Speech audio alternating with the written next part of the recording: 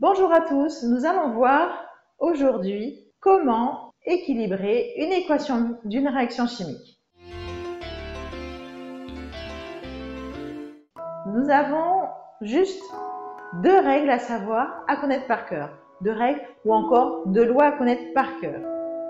Premièrement, c'est la conservation de la matière. Si vous ne savez pas ce que c'est que la matière, vous pouvez aller voir ma vidéo sur la constitution de l'atome. Donc, premièrement, conservation de la matière. Alors, nous allons prendre tout de suite un exemple. Alors, l'exemple des réactions de combustion. Nous avons le méthane, CH4, plus du dioxygène, O2, qui a l'état. Donc là, dans le cadre d'une combustion complète, donc CO2 plus H2O. Alors, je vais vous expliquer un peu ce que vous avez sous les yeux. De ce côté-ci, nous avons ce que nous appelons les réactifs. Ils vont réagir ensemble pour donner des produits.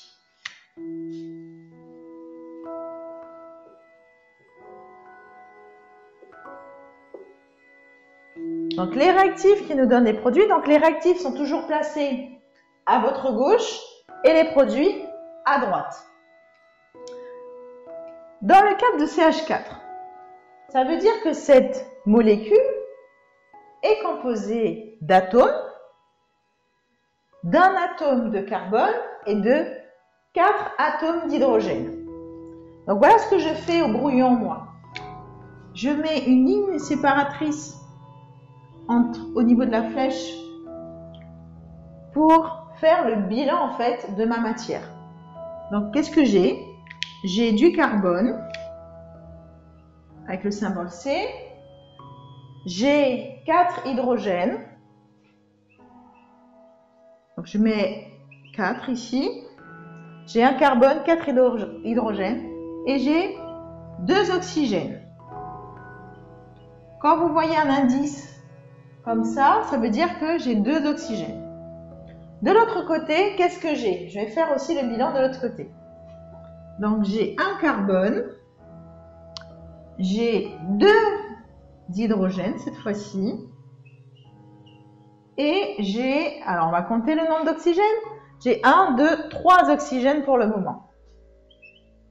D'accord? Donc nous allons équilibrer progressivement. Je vais prendre une couleur différente pour équilibrer. Comme ici, j'ai un carbone et qu'ici, j'ai un carbone. Donc ça veut dire que c'est bon. J'ai autant de matière à gauche et à droite. Maintenant, ici, j'ai 4 hydrogènes, 4 H. Donc, et ici, j'en ai que 2. Pour en obtenir 4, qu'est-ce que je dois faire? Je dois multiplier le tout par 2. Donc, ça veut dire qu'ici, je dois multiplier par 2. Je vais mettre un 2 devant la molécule H2O. Le fait de faire ça va multiplier toute la molécule. D'accord? Il faut bien comprendre que les hydrogènes et les oxygènes sont ensemble. Donc, si j'ai 2, si je duplique, c'est comme si je dupliquais en fait. Si j'ai 2 H2O, ça veut dire que c'est l'ensemble qui va se dupliquer. Donc, maintenant, j'ai 2 oxygènes, plus 2, ça me fait 4. Donc, je n'ai plus 3, mais 4 oxygènes. D'accord? Ici, j'ai 4 oxygènes. Et ici, je n'en ai que 2. Ça veut dire que pour que j'obtienne 4, comme de l'autre côté de mon équation, je dois multiplier le tout par 2. Donc, je vais mettre un 2 devant la molécule de dioxygène. Et à ce moment-là, mon équation est équilibrée concernant la conservation de la matière. Je vais vous donner un autre exemple que je vais reprendre pour vous. Je vais vous mettre un autre exemple. Alors, cette fois-ci, c'est la molécule de glucose.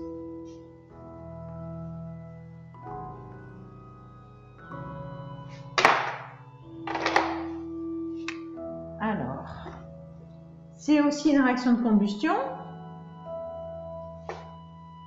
C6H12 O6. D'accord? C6H12O6 plus du dioxygène me donne du dioxyde de carbone et de l'eau. Je trace donc ma ligne ici fictive. Hein. Là, ça c'est quelque chose que vous pouvez faire au brouillon. Hein. C'est une méthode, c'est une façon de faire qui fonctionne très bien avec mes élèves. Donc, comme tout à l'heure, je vais faire le bilan. Je vais dire que j'ai combien de carbone, combien d'hydrogène, combien d'oxygène. Donc là, j'ai 6 carbones, j'ai 12 hydrogènes et j'ai ici 6 et 2, 8 oxygènes en tout. De ce côté-ci, côté des réactifs, j'ai 1 carbone, 2 hydrogènes et 3 oxygènes. Voilà. Donc maintenant, je vais procéder à l'équilibre de cette équation par rapport à, premièrement, la conservation de la matière. Donc 6 carbone, je multiplie donc ici par 6. Je mets le 6 devant la molécule de dioxyde de carbone, CO2. En faisant cela, je vais aussi augmenter mon nombre d'oxygène au total. Donc 2 fois 6, 12. Je multiplie l'indice ici par le 6 qui est devant. 2 fois 6, 12. Plus 1, 13. Donc au final, j'en ai 13 et non plus 3.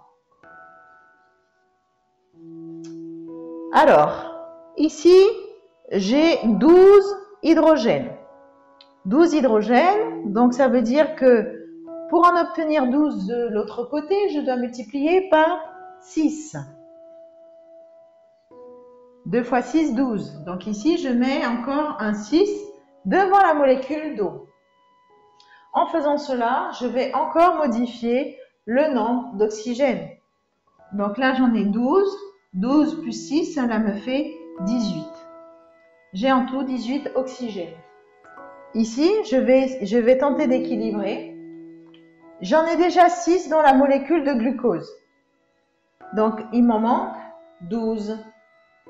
Puisqu'il m'en manque 12, puisque 12 plus 6 me font 18, je vais multiplier cette molécule par 6. Puisqu'il ne faut pas oublier que l'indice ici indique que j'ai 2 oxygènes qui sont ensemble. D'accord? Donc, je vais multiplier par 6. En faisant cela, mon équation est bien équilibrée. Et nous avons bien fait la conservation de la matière. Maintenant, nous allons voir la deuxième règle importante. Ici, dans les réactions de combustion, cette deuxième règle ne va pas s'appliquer. Pour la simple et bonne raison que nous n'avons pas de charge visible. Toutes ces molécules sont de charge nulle, elles sont neutres. Donc, pour qu'il y ait la vérification de la conservation des charges, disons que dans le cadre de ces équations, c'est facile à vérifier parce que de ce côté-ci, vous avez 0 et de ce côté-ci, vous avez 0. Donc, au niveau de la conservation des charges, c'est bien respecté. Mais pour que vous puissiez mieux le comprendre, il faut un exercice avec des charges pour que ce soit plus simple. Alors, allons-y. Nous allons voir maintenant la conservation des charges. Donc, conservation des charges. Alors, vous avez, on va faire par l'exemple, on va prendre une équation, donc on va prendre H3O+, plus HO-. Donc ce sont des molécules ioniques qui va me donner H2O. Donc H3O+ et HO- sont des ions. Donc, nous voyons que H3O+ a une charge positive et HO- a une charge négative. Donc ça veut dire qu'il va falloir faire attention à cela. Premièrement, nous allons faire, comme nous l'avons fait précédemment, nous allons regarder la conservation de la matière. Donc, ici nous avons quoi? Hydrogène et oxygène. Il y a en tout 4 hydrogènes et 2 oxygènes. D'accord? De ce côté-ci de l'équation, nous avons 2 hydrogènes et 1 oxygène. D'accord? Donc, la première chose à faire, c'est équilibrer par rapport à la conservation de la matière. Donc, je vais faire, comme j'en ai 4 ici et que j'en ai 2 là, je multiplie le tout par 2 ici.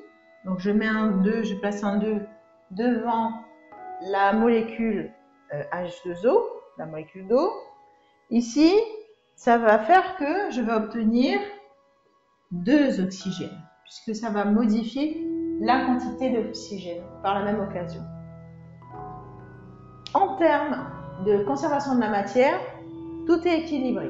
Maintenant, je vais regarder au niveau de la conservation des charges. Ici, j'ai un plus, j'ai une charge positive, donc on va noter plus 1 en chiffre romain. C'est la convention. Et ici, on va noter moins 1 pour HO-. Et pour l'eau, c'est vrai que c'est pas écriture romaine parce que ça n'existe pas, hein, 0 en écriture romaine, mais bon. Bref, il y a la charge est nulle. Donc, plus 1 moins 1, ça fait 0. Donc, de ce côté-ci, si je prends sur l'ensemble, la charge est nulle. Et de l'autre côté, la charge est également nulle. Donc, voilà. Là, mon équation est complètement équilibrée en termes de matière et de charge. Merci d'avoir suivi ce cours. À bientôt.